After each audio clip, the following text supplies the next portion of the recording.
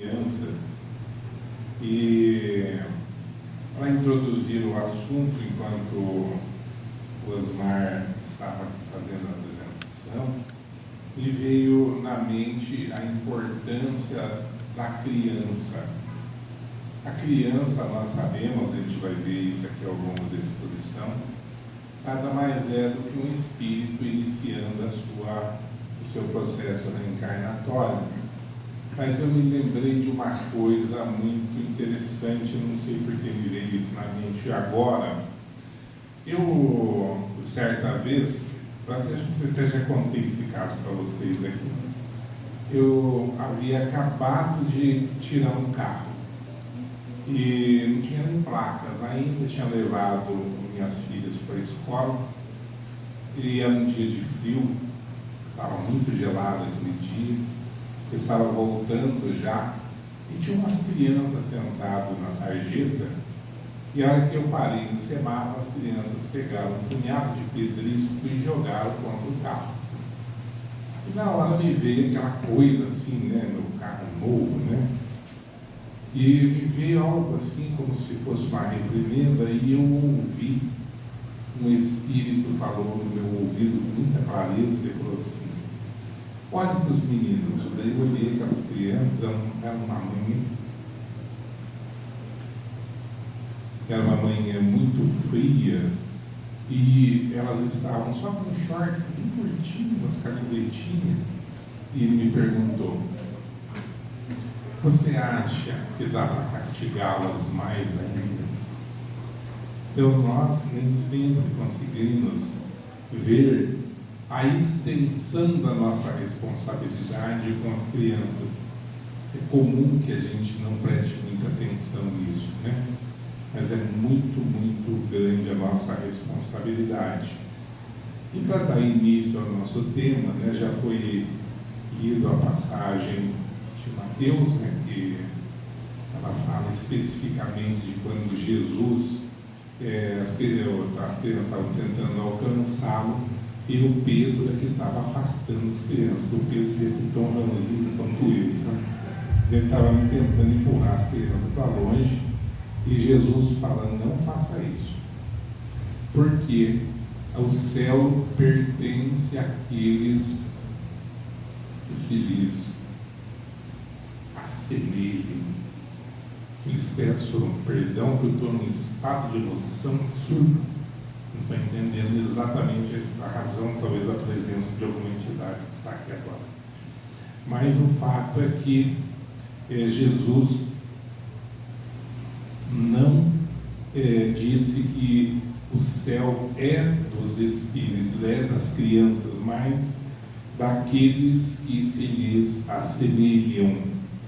E o que Jesus quis dizer com isso é muito importante nós fazermos esse raciocínio, porque nós sabemos, nós espíritas temos o conhecimento de que todos nós estamos indo e vindo. Então, portanto, nós sabemos, não existe nenhum espírito que é criança, todos são adultos. Mas o que Jesus quis dizer então? Que é quem tem o coração leve, o coração puro. Por quê? Porque a criança carrega isso com ela. Até, eu nunca esqueço, esse é um exemplo pessoal, mas ele é tão elucidativo, e eu me recordo que passamos lá a manhã inteira brincando na casa de um guri. Aí nós brigamos, né, e eu me machuquei na briga, como é coisa de criança. Cheguei em casa, minha mãe ficou brava, né, queria ir lá conversar com a mãe do menino, e meu pai não permitiu de jeito nenhum. Por quê? Olha como está o menino machucado, o Geraldinho ainda, né, tão bonzinho, que essa criatura infernal, né? E aí o meu pai: não vai não vá, porque à tarde eles vão estar brincando de novo. E você, como é que você vai ficar, né? Se você for lá brigar com a mãe do menino. E foi muito, muito interessante que, de fato, no período da tarde a gente estava brincando junto de novo, né? Como brincamos durante toda a nossa infância. Então, por isso a criança tem essa capacidade de perdoar, de compreender e aceitar. Tanto que eu me recordo nessa infância que nós éramos assim uns 50 meninos, né? pobre é essa, né? Você tem um monte de amigos, né? Então todas as crianças brincam na rua, isso entrava, a gente morava na beira, quase na beira de um pasto, então a molecada subia, pulava aquela cerca, corria do gado, montava no cavalo dos vizinhos, era uma coisa maravilhosa, né? E então nós estávamos todos juntos, não tinha nenhum tipo de preconceito ou de separação. Então por isso Jesus compara, né? Ele fala isso, é necessário que nós tenhamos o nosso coração puro. Pois bem, então entrando diretamente no assunto aqui, vamos ver o seguinte, sobre a docilidade e a capacidade de aprender da criança. Então nós estamos falando que a criança é capaz de aprender com muita facilidade, e ela também é dócil. Pois bem, Kardec vai falar que os espíritos, quem são os espíritos? São os seres inteligentes da criação. Esses são os espíritos, estão em todos os lugares do universo. Fomos criados simples e ignorantes e nós estamos evoluindo a partir das nossas experiências. Agora, para ajudar, o que acontece? A gente encarna aqui dentro de uma situação que vai, é como se fosse uma pedra, um diamante, por exemplo, que é submetido às mãos do guri, do joalheiro, e ele começa a delapidar, ou seja, ele vai arrancando a parte mais feia até a pedra ficar bonita. Então nós vamos passando pelos processos expiatórios, que a gente reclama a barbaridade, Eu, por exemplo, nunca gostei de sofrer, não sei se vocês gostam, Se gostarem, tem uma boa clínica de psicologia para recomendar, mas o fato é, a gente não gosta disso, mas nós sabemos que a dor é a nossa melhor companheira.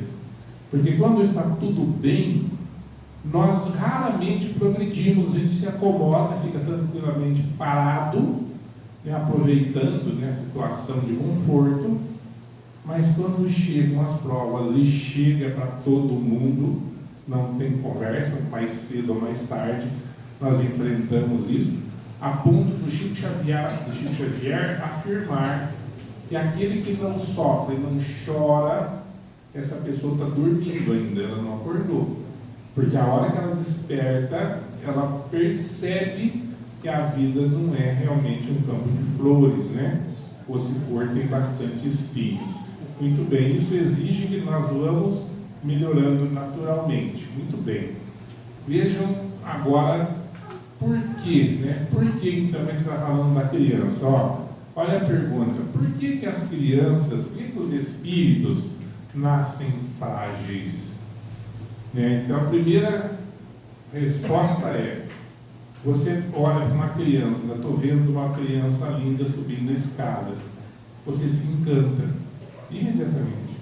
Então esse espírito que está chegando, ele encontra um ambiente receptivo, porque ninguém sabe o que esse espírito fez. Alguém aí lembra do que fazia na última vida? Tomara que não, porque eu duvido que era coisa boa. Se nós estamos aqui hoje, sentados aqui nessa cadeirinha, ouvindo essas palestras, pode me apostar, a gente não era boa vista,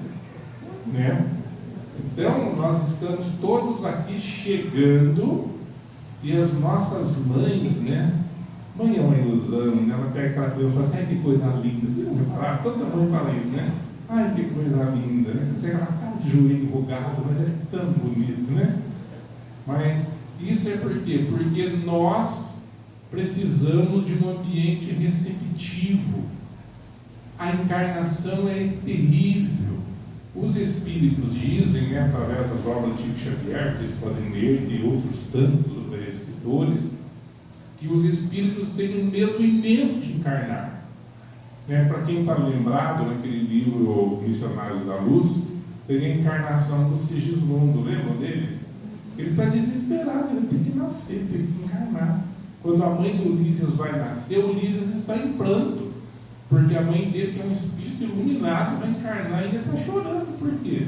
Porque ele sabe que a prova é muito grande. Quando encarna, tudo muda, Nós estamos ofuscados pelo corpo, nós estamos sujeitos às sensações da nossa grosseria ainda animal, e nós estamos convivendo num ambiente de disputa. E, claro, a gente tem que ser uma pessoa, um espírito bastante elevado para dar conta desses problemas. Por isso que vem a necessidade da educação, né? Então está aqui, ó, a educação. Vai ser muito mais fácil educar uma criança que nasceu ingênua, que nasceu sem capacidade de defesa. Olha que interessante. Ela não tem como reagir. Então é o momento que nós temos para educar. E essa educação, a gente fala, eu estou falando aqui de criança, por exemplo, eu tenho um filhinho de 1 ano e 11 meses. Né? Não tem um capítulo, viu? Se for bonitinho. Mas ele está ali e eu estou adorando o meu filhinho, a minha esposa e a família, todo mundo babando nele. Mas o fato é, eu preciso pensar que esses elementos, esse é o momento da adaptação, ele está ainda se adaptando ao próprio corpo, mas é o momento que eu posso transformá-lo, fazer dele uma criança melhor. Ele tinha mania de bater na gente, você acredita? E ter uma força danada. Por exemplo, o meu óculos é de aço carbono. Ele pegou com aquelas mãozinhas boazinhas dele e arrebentou. 1 ano e meio. Eu levei para o oftalmologista, não, para o oculista, né, que ele vendeu o óculos inquebrável. Falei, olha o seu óculos inquebrável. Falei, mas como é que você quebrou isso? Eu não fui eu, foi meu filho de 1 ano e meio, né? Então, aquela mãozinha dele, mais gratuitosinha, batia na gente, batia com força. Aí minha esposa pegava a mãozinha dele e ficava, ai, que mão boazinha, que mão bonitinha, aquele carinho, carinho. Então hoje ele vem com a mãozinha, ele segura e faz carinho, porque o tapa dele é doído, né? Então o que aconteceu? Ela está aproveitando que ele está maleável. Vai saber se na última vida dele ele não batia nas pessoas até quebrar o show inteiro? Eu não sei, né? Eu prefiro pensar que é um espírito de luz que veio do nosso lar. Vocês acreditam nisso? Duvido. Muito bem. Vamos pensar agora no outro ponto importantíssimo. Esquecimento do passado. Vocês já não tiveram curiosidade de saber o que vocês foram na vida anterior? Quem que não tem essa curiosidade, hein? E olha, vou dizer uma coisa para vocês. Toda mulher que eu conheci que conseguiu descobrir o que foi na vida passada foi rainha. É verdade. E todo homem foi rei ou foi general. Eu não sei de onde foram parar os soldados. Nem as servas dos castelos, não sei. Né? Mas então, claro, a gente não tem ideia do que foi. Até Jesus fala isso para Nicodemos. Né? O Espírito é como o vento. Ele vem e vai. Ninguém sabe de onde ele vem, de onde ele vai. Então nós estamos numa jornada pregressa. A única coisa que a gente realmente tem certeza é aquilo que o Emmanuel afirmava através do Chico. Eu fui exatamente o que eu sou hoje, um pouco pior. Então isso é o que eu era. Não precisa ter muita curiosidade, é fácil de saber. Então eu era o que eu sou hoje, um pouco pior. Então o meu filhinho lá de 1 ano e 11 meses agora, eu sei o que ele foi. Ele foi o que ele é hoje, um pouco pior. Eu tenho a obrigação de trabalhar essa criança, né? E torcer para que o que ele foi na vida anterior não tenha sido uma coisa tão forte que nessa vida eu não consiga educá-lo. Porque pode acontecer, não pode? Eu, durante 4 anos, visitei o Sense, que é o presídio de meninos, né, mais velhos, e lá eu encontrei crianças, muitas crianças, que eram homicidas, né? E até tinham praticado todos os crimes que vocês puderem imaginar. Mas eu olhava para eles e eu pensava com eles, eles são crianças, não deixa de ser criança, ele continua sendo criança. Então o que faltou para ele? educação, faltou para eles acolhimento, faltou para eles ambiente. Então, na cadeia lá vai ajudar? Será que vai ajudar? Você põe um menino de 12 anos na cadeia, de 14 anos, e deixa ele 4 anos lá. O que vai acontecer com ele? Alguém acha que ele vai melhorar? Não vai melhorar. Eles falavam assim para mim: tio, eu vou matar de novo. Eu falei: por quê? Ué, porque se eu não matar, eles vão me matar. Eu não tenho opção. Então, nós sabemos que os nossos filhos, que nós não conhecemos o passado, que nós não conhecemos a nossa herança, nós sabemos que nós temos que trabalhar por eles, para que eles sejam nessa vida um pouco melhor. Mas só vai acontecer isso se nós proporcionarmos. Porque se nós não proporcionarmos, eles vão ser a mesma criatura que eles foram em vidas anteriores.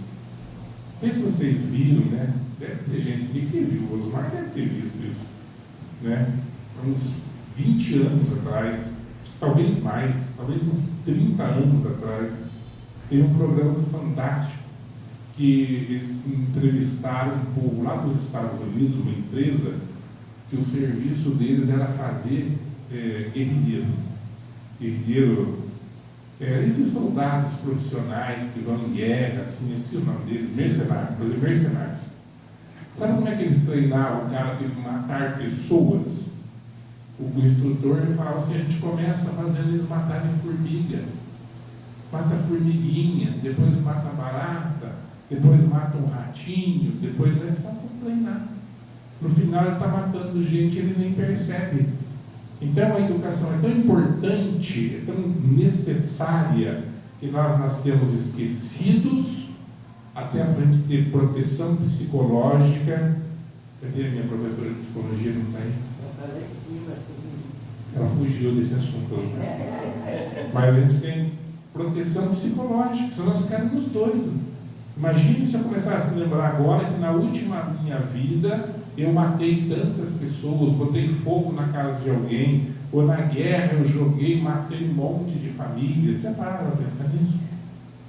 Porque nós, aqui o brasileiro, de modo geral, segundo o livro Brasil, Coração do Mundo, Pátria do Evangelho, de Humberto de Campos, né, foi psicografado por Chico Xavier, a grande maioria dos brasileiros, do povo que nasceu aqui, são europeus cansados de guerra. Por isso que nós viemos para cá. Então, provavelmente, nós lutamos nas guerras. E o que nós fizemos? Eu não quero lutar. Dá medo de lembrar. Então, nós temos que nós estamos esquecidos para estarmos protegidos. E os nossos filhos estão protegidos. O que nós vamos fazer com essa proteção? Nós vamos auxiliar para que eles fiquem bem? Ou nós vamos acabar com o equilíbrio psicológico deles? Então, por isso a importância de nós lembrarmos que eles estão assim porque eles querem recomeçar, assim como nós. Cada um de nós está recomeçando tudo, né? E poder focar no presente. Essa coisa tão importante.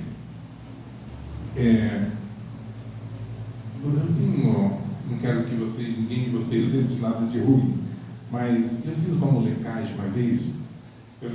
Isso era moço ainda, e quando eu era moço já faz muitos anos, gente, faz quase 50 anos já que eu era moço. Eu tinha viajado de ônibus e fomos fazendo bagunça no ônibus. Aí eu peguei, estava com uns troços, estava comendo ali, eu peguei e joguei aquele negócio pela janela do ônibus. E para o meu azar, o ônibus fez uma manobra, aquela porqueira bateu e grudou no vidro, do lado de fora. Ficou aquela meleca escorrendo assim no vidro. Eu fiquei com tanta vergonha daquilo. Isso eu tinha uns 16 anos, talvez uns 15, eu estou com 65, faz 50 anos. Gente, eu lembro até hoje, eu sinto vergonha daquilo. Imagina, de um molho de tomate, um sanduíche, um cachorro quente, não lembro que era, que borrou todo o vidro ali, todo mundo ficava olhando para aquela porqueira que eu tinha feito. Então imagine se nós pudéssemos lembrar do que nós fizemos no passado. Nós não conseguiríamos focar o presente. Ele ficaria aquilo remoendo, né? Quando de vez em quando faz umas bobagemzinhas, você passa dias pensando: ai meu Deus, por que eu fiz aquilo? Então nós não podemos lembrar, por isso. E nós não podemos querer que nossos filhos lembrem, então nós temos que trabalhar ele agora, para que ele consiga crescer, né? Mas, claro, né, o Espírito traz tendências. Lógico, né, que nem meu filhinho, eu vi que ele era muito agressivo. Tendência à agressão. Mas nós também trazemos talentos, nós trazemos desafios e laços espirituais, né? Então nós estamos juntos aqui, não é à toa, todos nós temos algum vínculo. De algum modo nós já vivemos em existências passadas, provavelmente muito perto uns dos outros. E os nossos laços servem para nos fortalecer. Então por isso a gente deve fortalecer as amizades, né? Dentro de uma casa de preces como essa, é tão importante, né, nós estarmos reunidos. Por quê? Para a gente se sustentar. Porque as nossas provas são difíceis, não são fáceis, é o caminho da evolução, né? E então a gente aproveita a luta contra as tendências, faz os nossos talentos crescerem. Eu lembro que eu vi o nosso irmão ali tocando violão, aqui outro dia, coisa mais linda, né? Morro de inveja, não consigo fazer isso, mas é uma coisa importante, a gente valoriza os talentos e se apoia nas provas e nas expiações. E o mesmo, né, a gente tem que fazer para os nossos filhos. Isso é claro, né? Lembrando que a evangelização tem que começar na infância. Meu pai até usava a seguinte expressão, ele falava assim, abobrinha, acho que é abobrinha que ele falava, ele desentorta ela quando ela começa a crescer. E depois que ela crescer um pouquinho, ela quebra. Né? Ele falava isso para os dois filhos que ele teve, coitado, para desentortar as duas abóboras, ele sofreu. Foi brincadeira, não. O velhinho passou um amargo, viu? Mas então, a gente tem que começar lá na infância, né? Por quê? Porque o espírito é mais acessível às impressões, aquele carinho que você faz para ele, aquele momento que você está junto. A criança é muito receptiva. Hoje os pais, a maioria dos pais, né, trabalham o dia inteiro. Tem jeito de você passar o dia com seu filho, né? É um fato, né? Infelizmente, eu estou vendo isso na minha casa. Mas aquele momento que você tem, você fica com seu filho. Você conversa com ele, você brinca, você faz um joguinho, você está com ele, né? Evita usar o abençoado do celular, porque hoje está provado que ele estoura a capacidade de visualização, provoca um problema nos ossos e no cérebro. Mas conversa com ele, né? Brinca, faz um jogo de mesa, um papagaio, né? Uma pipa, um jogo de piano, coisas são maravilhosas. E o filho nunca vai esquecer. Ele vai guardar para sempre aquele momento que você passou com ele. Porque o caráter precisa ser reformado muito cedo. Depois que o filho tem uns 15 anos, gente, mudar o caráter dele é quase magia. Não é brincadeira, não. É muito difícil. Eu estou no quarto ano de psicologia, estudo bastante essas questões da formação psicológica das pessoas, né? Mudança de caráter, olha, não é brincadeira, não. Tem que ter uma força de vontade, uma determinação e com a participação da pessoa que vai ser mudada, senão é muito difícil. Então, por isso, a evangelização começa no berço. É no berço mesmo. Até o Centro Espírita Alta de Souza, que não é o meu, é o lá de Brasília, que é a sede do movimento Alta de Souza, eu conheci lá uma coisa que me surpreendeu. Hoje está se espalhando pelo Brasil inteiro. Eles evangelizam a criança desde a barriga da mãe. Eles fazem, as mães grávidas ficam sentadas e as professoras ficam dando aula para o feto. Parece absurdo isso, né?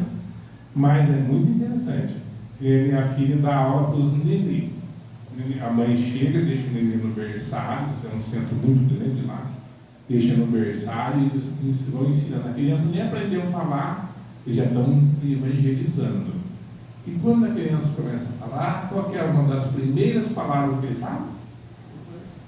Jesus. Jesus. É tão bonitinho você ver os nenenzinhos olhando para aquelas figuras de Jesus e fala, Jesus, Jesus. E tanto é verdade que o meu filhinho também está falando Jesus. Onde ele vê um Jesus, ele já fala Jesus. Então a gente começa a evangelização da criança no berço mesmo, né? Ou como faz esse movimento Alta de Souza, já começa lá na barriga da mãe, porque eu tenho certeza que quem teve filho aqui ouviu alguém dizer que era para ouvir musiquinha, não ouviram? Por quê? Porque a criança nasce mais calma, mais tranquila, né? Quando está grávida. Eu vi lá o filho, a minha nora teve neném, mas quem engravidou foi o meu enteado. Ele que estava grávido. Né? Ele fazia tudo que a mãe dele fazia, grudado nela, meu Jesus do céu. Não sei como é que a barriga dele não cresceu, porque o resto, e de fato o neném nasceu, nossa, ele punha as musiquinhas que ele punha antes, o neném se acalmar, coisa fantástica.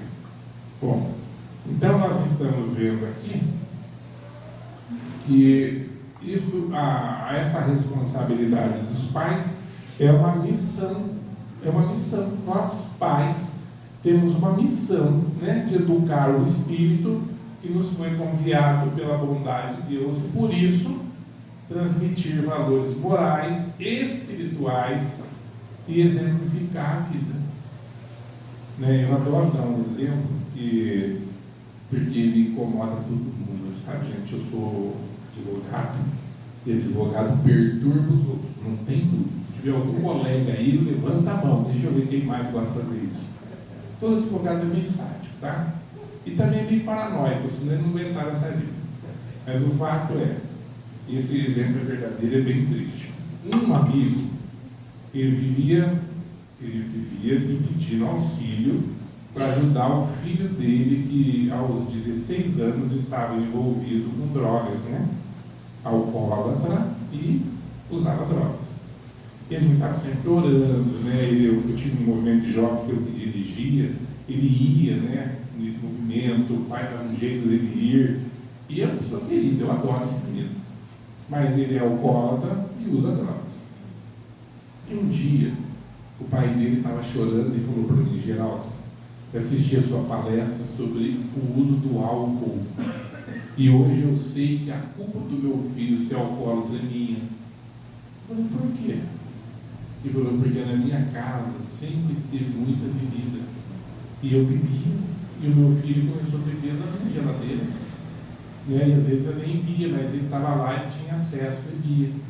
Então, nós temos que pensar que o nosso filho, aquele que chegou na nossa casa, ele pode ser um alcoólatra.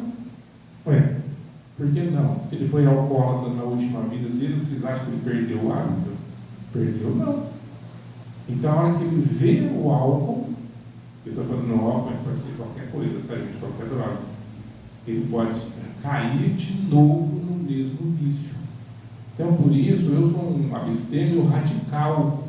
Por que eu sou radical? Porque eu não quero que ninguém cometa um ato desse baseado no meu comportamento. É por isso. Eu tenho, no total, são 6 filhos agora, né? A minha filha mais velha, se bebeu, eu nunca nem fiquei sabendo. A minha filha do meio bebeu bastante, entrou pelo cano, porque ela disparou.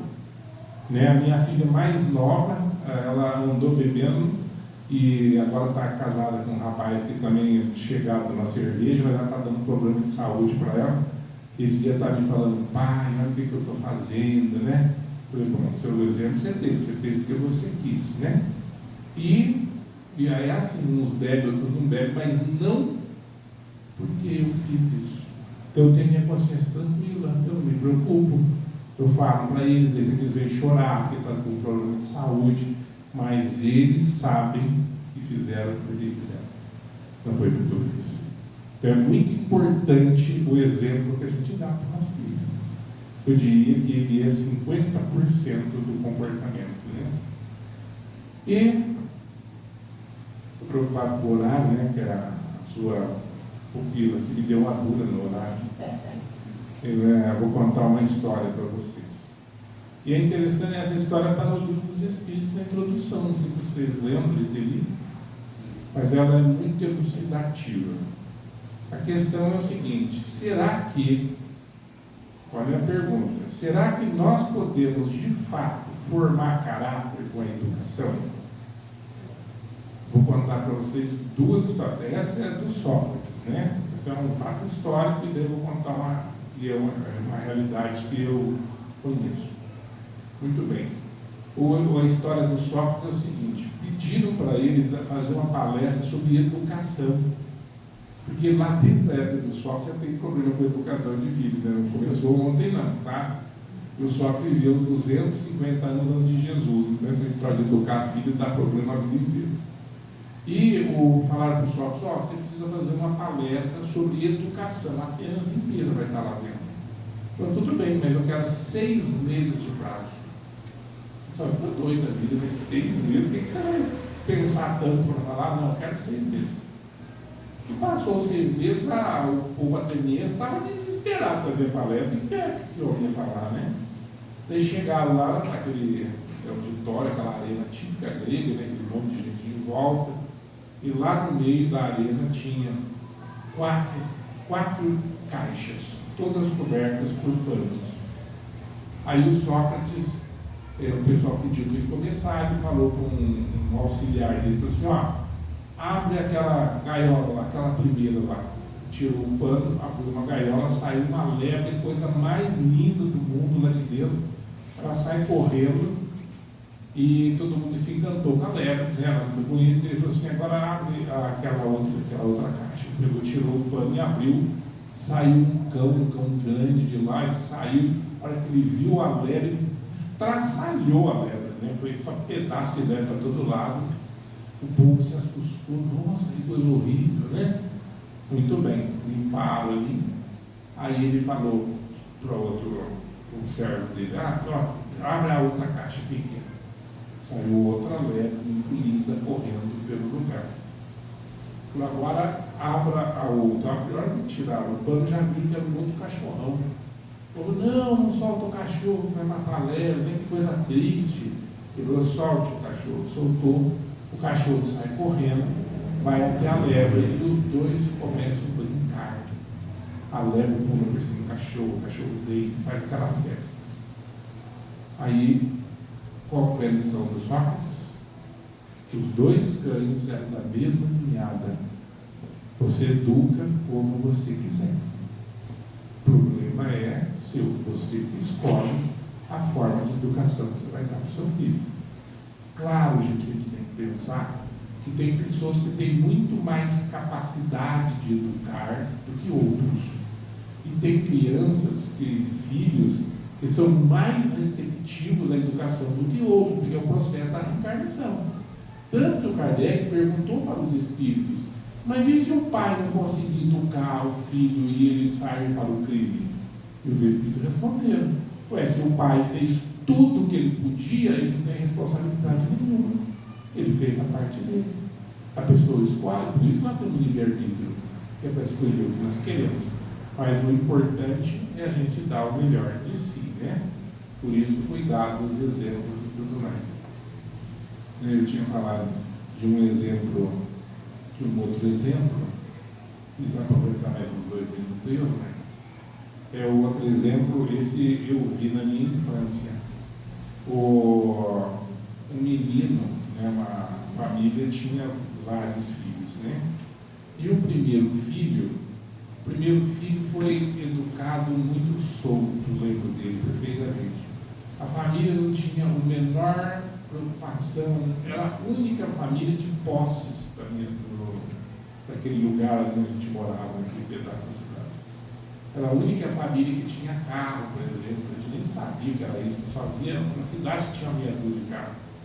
Telefone, tinha telefone naquela época, era assim, quase ter disco voador em casa, sabe? Porque era coisa louca. Nossa, tinha que ficar anos na fila para conseguir um telefone.